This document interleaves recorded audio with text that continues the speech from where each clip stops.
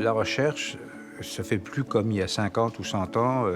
Frère Marie-Victorin partait dans la forêt, relevait des plantes et les analysait. Il y avait un côté presque individuel dans la recherche. Aujourd'hui, c'est des plus grosses équipes et c'est surtout des équipements, donc des fonds considérables. On a dans les années 50, 60, tout à coup, une génération de jeunes qui veulent faire quelque chose, qui veulent faire des sciences et qui vont venir et qui en plus, et ça c'est quelque chose qui va être extrêmement important pour la suite de l'histoire au Québec, qui en plus décident ou veulent ou pensent créer des institutions de recherche. Puis il y a aussi un organisme comme le Fonds de recherche en santé du Québec qui va mettre un petit peu le nerf de la guerre là-dedans, c'est l'argent, et qui va en mettre quand même pas mal.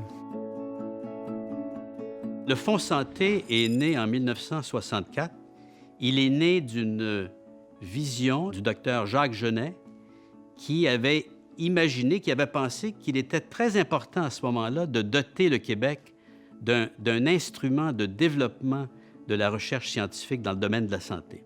D'une part, on investit beaucoup au niveau des programmes de formation, donc on finance, par exemple, des candidats qui sont à la maîtrise, au doctorat, au post-doctorat, mais aussi, en 1974, on a créé le programme des chercheurs boursiers du Québec, qui est un programme extrêmement important qui permet justement de financer des chercheurs qui s'installent dans des carrières de recherche pendant un certain nombre d'années.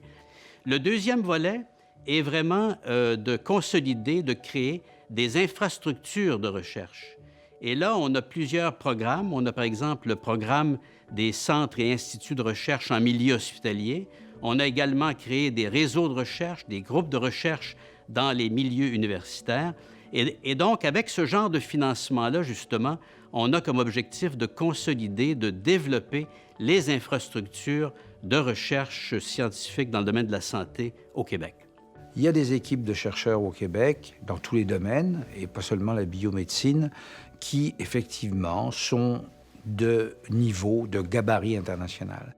Dans le domaine des sciences de la vie, des sciences de la santé, le Québec est très bien positionné et a une longue histoire en recherche. Les chercheurs québécois dans le domaine des sciences de la vie sont très performants au Canada, de différentes compétitions du gouvernement fédéral, des conseils investisseurs fédéraux. Des exemples, dans le domaine de la recherche sur le vieillissement, dans le domaine de la recherche en neurosciences, les chercheurs québécois vont chercher entre 35 et 38 % des subventions canadiennes, alors qu'on représente seulement 23-24 % de la population de chercheurs et même de la population canadienne. De plus, sur la scène canadienne, il faut dire que le Québec est reconnu depuis le début comme un pionnier. On a été la première province canadienne à créer un organisme qui subventionne la recherche dans le domaine de la santé. Si on veut être compétitif à l'international, il faut être partenaire. Partenaire à l'intérieur, entre nos universités, ici au Québec, partenaire entre les centres de recherche, nos nouveaux centres de recherche, au CHUM et au CUSUM. Il faut vraiment que les gens travaillent ensemble.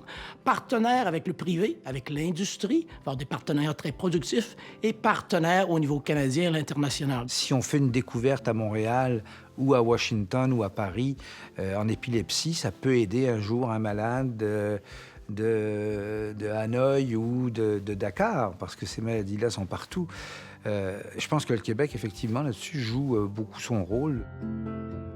L'interdisciplinarité, l'intersectorialité vont maintenant faire partie de la façon dont on forme les chercheurs et de la façon dont on fait de la recherche. Ce qui, à mon avis, va nous permettre, justement, de nous attaquer à des problématiques encore beaucoup plus complexes. Avant, on parlait de recherche unidisciplinaire, un biochimiste qui travaille dans son domaine, la biochimie. Par la suite, multidisciplinaire, donc un biochimiste qui va travailler avec un chirurgien. Maintenant, on est dans la recherche intersectorielle, donc vraiment mélanger, avoir des équipes qui incluent des experts de différentes disciplines. Ça va du génie à la santé, aux sciences sociales, aux sciences humaines, à la philosophie, à l'art et à la culture. Donc vraiment, pour faire face aux grands défis de société, comme par exemple le vieillissement de notre société, oui, on a besoin de médecins, mais on a besoin aussi d'experts en sciences sociales, on a besoin de philosophes et on a besoin d'artistes. Il y a beaucoup de domaines où l'imagination, le goût de faire quelque chose, le goût d'innover, d'inventer, de créer, de découvrir, parce que c'est ça la recherche, on veut découvrir. La recherche est très importante pour une société, c'est notre futur. Investir en recherche permet à une société de se positionner comme une société du savoir au niveau global, à l'international, et de faire face aux grands défis de société, comme par exemple les changements démographiques, le vieillissement de notre société, l'environnement, l'impact de l'environnement sur la santé.